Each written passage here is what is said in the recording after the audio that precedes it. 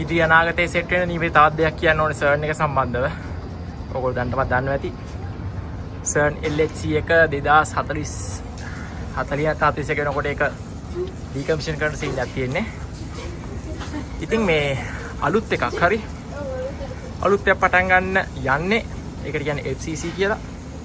FCC කියලා කියන්නේ හිතවතුනි Future Circular Collider කියන එක. ඒක LHC එක වගේ 3-4 ගුණයක විතර ලොකු එකක්. ඒ කියන්නේ කැන්ටර්සන් LHC එකේ සර්කම්ස්ටන්ස් එක වගේ නේ මේකේ සර්කම්ස්ටන්ස් එක කියන්නේ පරිධිය ඇවිල්ලා කිලෝමීටර් 90ක් විතර ලොකු රවුමක් පොළොව යට මීටර් ඇවරේජ් ඩෙප්ත් එක ඇවිල්ලා මීටර් 200ක් වගේ පොළොව යටින් තමයි හදන්නේ.